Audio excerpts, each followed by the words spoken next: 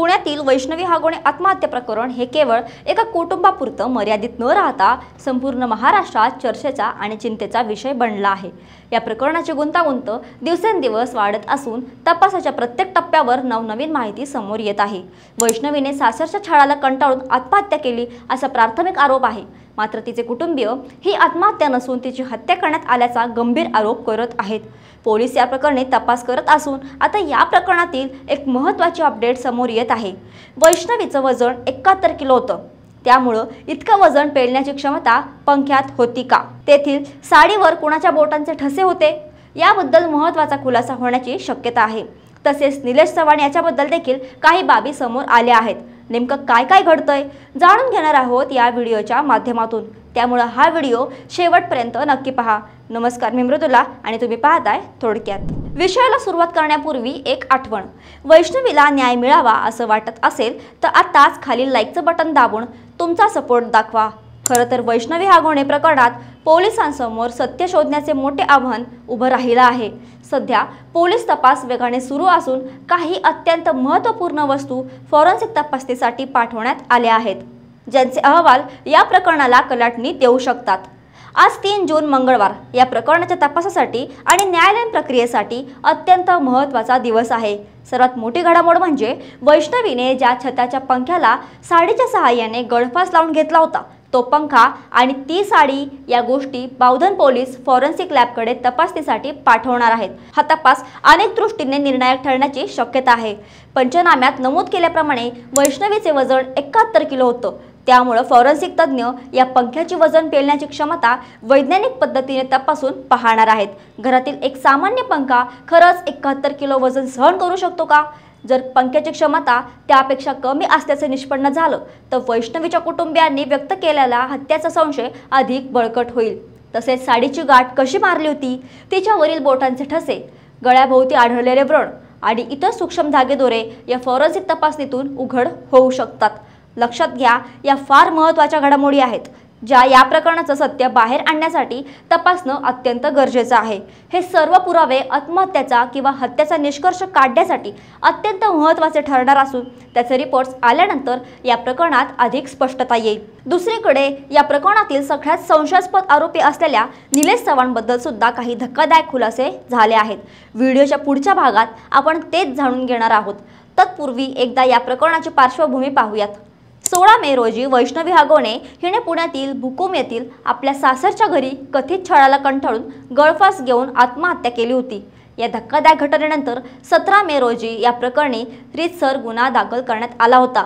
पोलिसांनी तात्काळ पावलं उचलत वैष्णवीचा पती शशांक हगवणे, सासरा राजेंद्र हगवणे, सासू लता हगवणे, दीर सुशील हगवणे, नणंद करिश्मा हागोणे आणि या प्रकरणातील सगळ्यात वादग्रस्त आरोपी निलेश चव्हाण याला अटक केली आहे। या सर्व आरोपींची कसून चौकशी सुरू आहे। त्यांच्याकडून अनेक धक्कादायक खुलासे होण्याची शक्यता वर्तवली जात आहे, ज्यामुळे प्रकरणातील सत्य बाहेर येण्यास मदत होईल। वैष्णवीच्या माहेरच्यांनी सुरुवातीपासूनच हा दावा केला आहे की तिला सासरी प्रचंड त्रास दिला जात होता, तिला मारहाण केली जात होती आणि तिच्याकडून अवाजवी मागण्या केल्या जात होत्या। या सततच्या शारीरिक आणि मानसिक त्रासाला कंटाळूनच वैष्णवीने आपले जीवन संपवले असा अंदाज आहे। पण ही केवळ आत्महत्येस प्रवृत्त करण्याची घटना नसून तिची हत्या करून तिला पंख्याला लटकवण्यात आलं असावं का, असा गंभीर संशय तिच्या आई वडिलांकडून व्यक्त केला जात आहे। त्यामुळे बावधन पोलीस आता कोणत्याही एका निष्कर्षापर्यंत न पोहोचता सर्व बाजूंनी या प्रकरणाचा सखोल तपास करत आहेत। फॉरेन्सिक अहवाल, साक्षीदारांचे जबाब, आरोपींकडून मिळणारी माहिती, परिस्थितीजन्य पुरावे आणि तांत्रिक पुरावे या सगळ्यांच्या आधारावर पोलीस अंतिम सत्य शोधण्याचा प्रयत्न करतील। या प्रकरणातील सह आरोपी निलेश चव्हाण याची भूमिकाही अत्यंत संशयास्पद राहिली आहे। पोलिसांनी त्याच्याकडून एक लॅपटॉप आणि मोबाईल फोन जप्त केला असून तोही न्यायवैद्यक प्रयोगशाळेकडे तपासणीसाठी पाठवण्यात आला आहे। निलेश चव्हाणच्या लॅपटॉपमध्ये काही महत्त्वाचे व्हिडिओ क्लिप्स किंवा इतर संवेदनशील माहिती असल्याचा आरोप करण्यात आला होता, ज्यामुळे या प्रकरणाला वेगळे वळण लागण्याची शक्यता होती। मात्र चौकशी दरम्यान निलेशने तो लॅपटॉप आपला नसल्याचा दावा करत हात झटकण्याचा प्रयत्न केला आहे।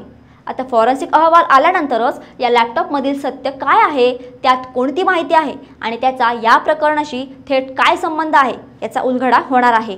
आज 3 जून मंगळवारी या प्रकरणातील आरोपी राजेंद्र हगवणे, शशांक हगवणे आणि निलेश चव्हाण यांची पोलीस कोठडी संपत आहे। त्यामुळे या तीनही आरोपींना आज पुन्हा पुणे न्यायालयात हजर करण्यात येणार आहे। पोलिसांकडून या प्रकरणाचा अधिक सखोल तपास करण्यासाठी, आणखी पुरावे गोळा करण्यासाठी आणि प्रकरणाच्या मुळाशी जाण्यासाठी त्यांच्या कोठडीत वाढ करण्याची मागणी न्यायालयाकडे केली जाणार आहे। न्यायालय यावर काय निर्णय देतं याकडे सर्वांचं लक्ष लागून राहिलं आहे। आरोपींना आणखी पोलीस कोठडी मिळते की त्यांची रवानगी न्यायालयीन कोठडीत होते हे पाहणं महत्त्वाचं ठरणार आहे। हगवणे कुटुंबाच्या अडचणी इथेच संपल्या नाहीत। वैष्णवीचा पती शशांक हगवणे आणि सासू लता हगवणे यांच्या विरोधात आर्थिक फसवणुकीच्या एका वेगळ्या प्रकरणात महाळुंगे MIDC पोलीस ठाण्यात गुन्हा दाखल असल्याची माहिती समोर आली आहे। या फसवणूक प्रकरणाच्या चौकशीसाठी या दोघांना ताब्यात देण्यात यावं असा अर्ज महाळुंगे पोलिसांनी न्यायालयाकडे केला होता। हा अर्ज मंजूर करण्यात आला आहे। हा व्हिडिओ शूट केला जात असताना शशांक हगवणे आणि लता हगवणे या दोघांनाही महाळुंगे पोलिसांनी ताब्यात घेतलं होतं। आता त्यांची या फसवणुकीच्या गुन्ह्याच्या अनुषंगाने चौकशी केली जाईल। एका पाठोपाठ एक दाखल होणारे गुन्हे आणि विविध आरोपांमुळे हगवणे कुटुंबाभोवतीचा कायदेशीर फास अधिकच घट्ट होत चालला आहे। थोडक्यात वैष्णवी हगवणे आत्महत्या प्रकरण अत्यंत गुंतागुंतीचं असून पोलीस आणि न्याय व्यवस्था या प्रकरणातील सत्य शोधण्यासाठी सर्वतोपरी प्रयत्न करत आहेत। फॉरेन्सिक अहवाल, आरोपींची चौकशी आणि इतर पुराव्यांच्या आधारावर लवकरच या प्रकरणाचा उलगडा होईल। महत्त्वाचा प्रश्न हा आहे की खरंच वैष्णवीनं आत्महत्या केली की तिची हत्या करून तिला पंख्याला लटकवण्यात आलं? आपल्याला या प्रकरणात काय वाटतं आम्हाला कमेंटमध्ये नक्की सांगा आणि अशाच माहितीपूर्ण व्हिडिओसाठी थोडक्यातला फॉलो आणि सबस्क्राईब करायला विसरू नका।